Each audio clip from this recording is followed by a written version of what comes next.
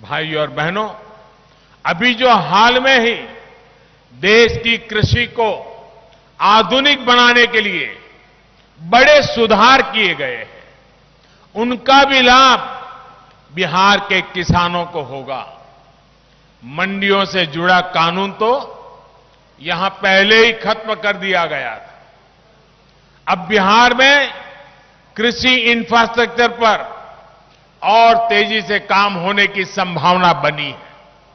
अब बिहार के गांवों में, छोटे शहरों में कोल्ड स्टोरेज की व्यवस्था का और विस्तार होगा।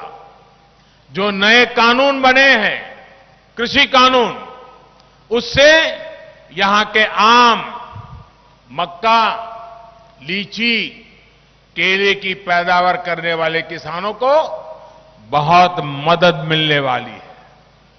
नए प्रावधानों से खेत के पास ही स्टोरेज की सुविधाएं तैयार होगी। सरकार ने भी इसके लिए 1 लाख करोड़ रुपए का फंड बनाया है। इस फंड से किसान उत्पादक संघ यानी एफपीओस ऋण ले सकते हैं और भंडारण की व्यवस्थाएं बना सकते हैं, कोल्ड स्टोरेज बना सकते हैं। इसका बहुत बड़ा लाभ फूड प्रोसेसिंग सेक्टर को भी होगा। जब फूड प्रोसेसिंग से जुड़ी कंपनियां यहां आएगी तो किसान की आय में भी बढ़ोतरी होगी। साथियों, एनडीए के विरोधी दल जब किसानों के लिए कुछ कर नहीं पाए तो अब किसानों को लगातार झूठ बोलने में जुट गए। आजकल ये लोग एमएसपी को लेकर अफवाहें फैला रहे हैं। भाइयों और बहनों, ये एनडीए की ही सरकार है जिसने किसानों को लागत का 1.5 गुना एमएसपी देने की सिफारिश लागू की थी।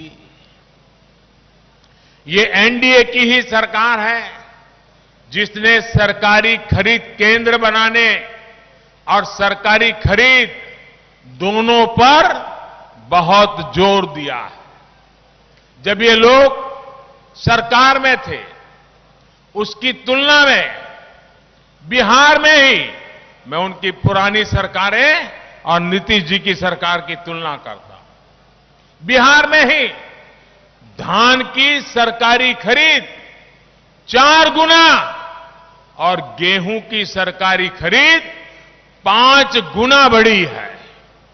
साथियों, इनके पास आज तक इसका जवाब नहीं है कि जब इनकी सरकार थी तब एमएसपी पर फैसला क्यों नहीं लिया, क्यों इन लोगों के समय में किसानों से इतना कम अनाज खरीदा जाता था, क्यों इन लोगों ने किसानों की, बिहार के किसानों की परवाह नहीं की।